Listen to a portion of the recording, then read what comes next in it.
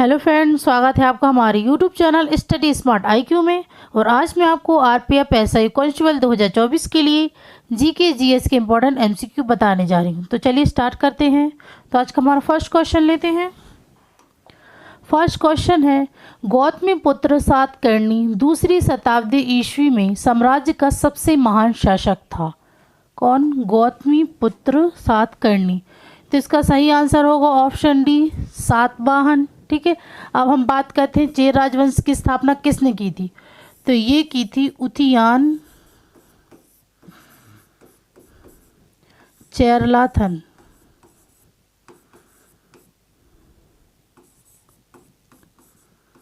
ठीक है, फिर राष्ट्रकूट की, तो इसकी स्थापना की थी दंती दुर्ग ने। फिर चोल साम्राज्य की, तो इसकी की थी विजयालय चोल ने। ठीक है, चलिए नेक्स्ट करते हैं। नेक्स्ट है, सर्वपल्ली राधाकृष्ण भारत रत्न प्राप्त पुरस्कार पाने वाले पहले भारतीय थे। उन्हें यह पुरस्कार कब दिया गया? किसे? सर्वपल्ली राधाकृष्णन को। तो ये पुरस्कार उन्हें दिया था 1954 में। और राधाकृष्ण ये भारत के प्रथम उपराष्ट्रपति थे। प्रथम उपराष्ट्रपति और द्वितीय राष्ट्रपति।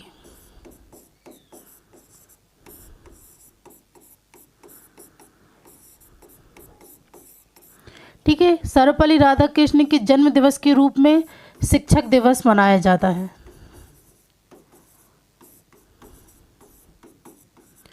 शिक्षक दिवस मनाया जाता है 5 सितंबर को। ठीक है, ओके, चलिए नेक्स्ट करते हैं। नेक्स्ट, जब गांधी जी ने करो या मरो का नारा दिया था उस समय भारत का वायसराय कौन था? गांधी जी ने करो या मरो का नारा, तो ये थे लॉर्ड लिनलिथगो। नेक्स्ट है, निम्नलिखित में से किस शासक ने जीतल नामक तांबे के सिक्के जारी किए थे? जीतल नामक तांबे के सिक्के, तो ये किस शासक ने किए थे? तो ये किए थे इल्तुतमिश ने। इल्तुतमिश कौन था? ये कुतुबुद्दीन ऐबक का गुलाम है। कुतुबुद्दीन ऐबक का गुलाम था।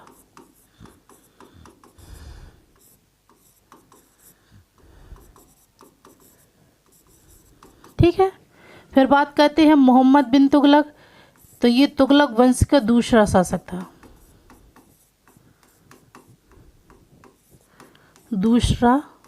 था। और फिरोज शाह तुगलक, तो ये तुगलक वंश के तीसरे शासक थे। मोहम्मद बिन तुगलक दूसरे और फिरोज शाह तुगलक तीसरे। फिर बात करते हैं कुली कुतुब शाह। तो ये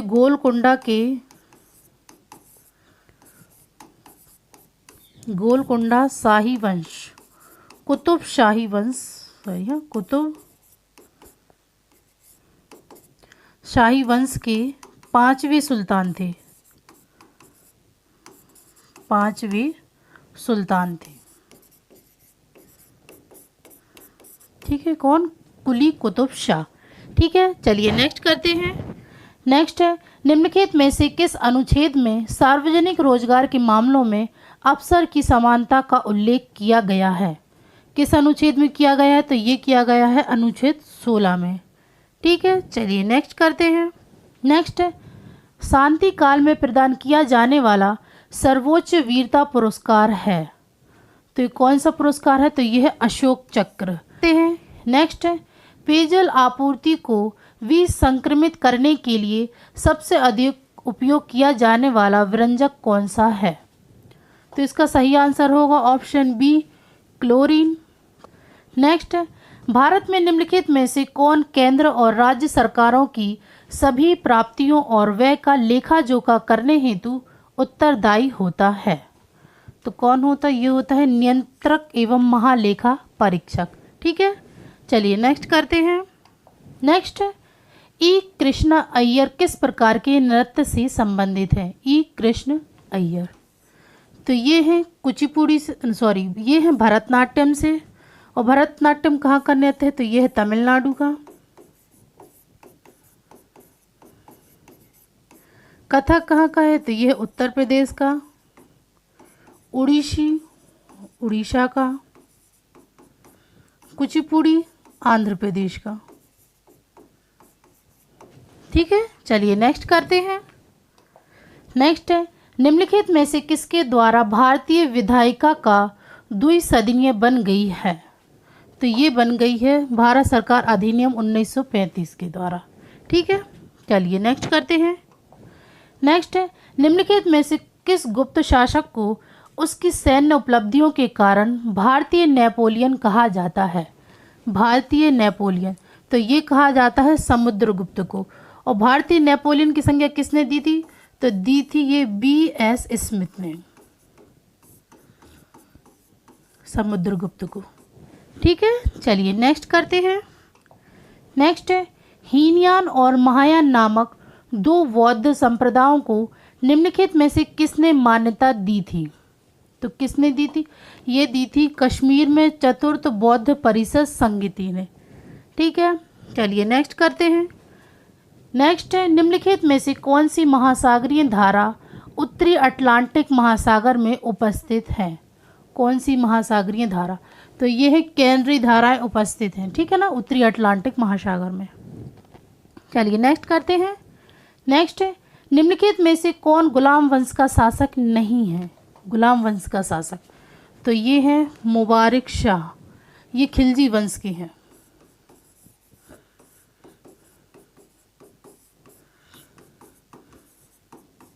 ठीक है, चलिए नेक्स्ट करते हैं। नेक्स्ट है, निम्नलिखित में से कौन सा अंग व्हेल का मुख्य श्वसन अंग है? व्हेल का, तो ये है फेफड़े। और बात करते हैं व्हेल और डॉल्फिन, ये दोनों स्तनधारी हैं, स्तनधारी। ठीक है, चलिए नेक्स्ट करते हैं।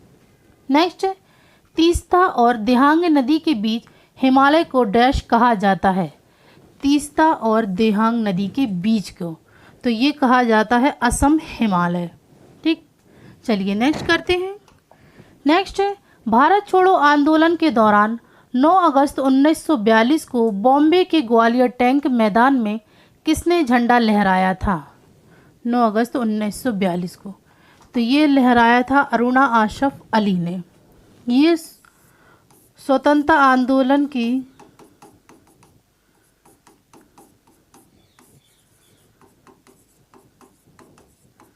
ग्रैंड ओल्ड लेडी के नाम से भी जाना जाता है, ग्रैंड ओल्ड लेडी के नाम से भी। ठीक है ना, चलिए नेक्स्ट करते हैं। नेक्स्ट है, निम्नलिखित में से किस त्योहार को भूटान का राष्ट्र उत्सव कहा जाता है? भूटान का राष्ट्र उत्सव, तो किस त्योहार को कहा जाता है? तो ये कहा जाता है थिम्पू तशेचू उत्सव को।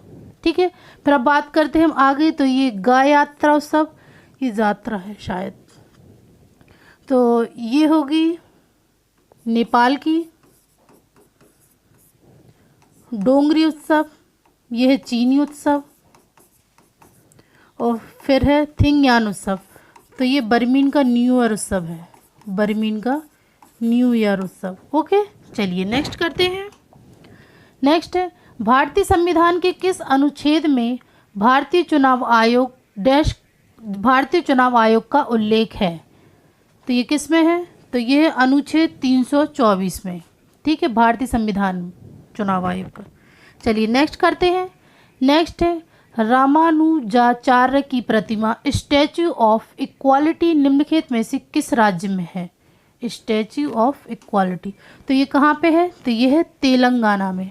ठीक है, चलिए नेक्स्ट करते हैं।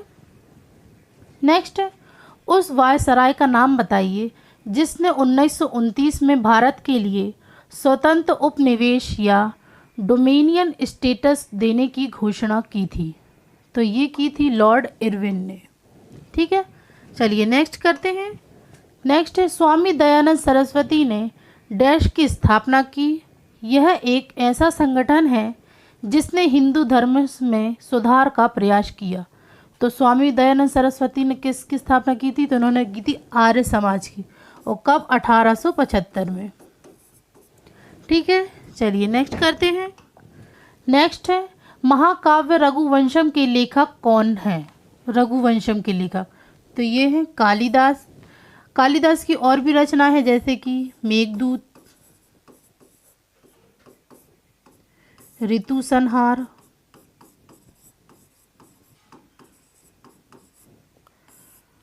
मालविकाग्निमित्रम,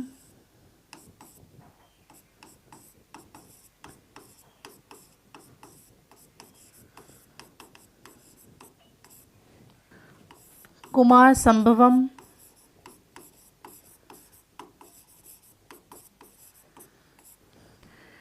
अभिज्ञान शकुंतलम,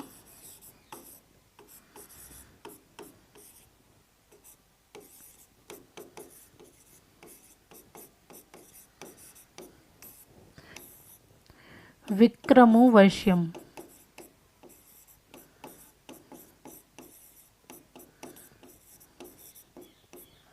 ये है कालिदास की रचनाएं। मेघदूत, ऋतु संहार, मालविकाग्निमित्रम, कुमार संभवम, अभिज्ञान शकुंतलम और विक्रमोर्वश्यम। ठीक है, और एक ये है रघुवंशम। ठीक है, चलिए नेक्स्ट करते हैं। नेक्स्ट है प्रकाश संश्लेषण की प्रक्रिया में किस वर्णक की आवश्यकता होती है? प्रकाश संश्लेषण की प्रक्रिया में तो किसकी आवश्यकता होती है? तो ये होती है क्लोरोफिल की। ठीक है, क्लोरोफिल का सूत्र है C55 H72 O5 N4 Mg। ये इसका सूत्र है क्लोरोफिल का। ठीक है, चलिए नेक्स्ट करते हैं। सिंचाई हेतु किस सुल्तान ने 3 से अधिक नहरों का निर्माण किया था? सिंचाई हेतु किस सुल्तान ने? तो ये किया था फिरोज शाह तुगलक ने। ठीक है, तो आज के लिए हमारे क्वेश्चन बस इतने ही। तो आई होप आपको ये वीडियो पसंद आई हो। तो ऐसे ही वीडियो देखने के लिए हमारे चैनल को लाइक करें, शेयर करें, सब्सक्राइब करें। Thank you.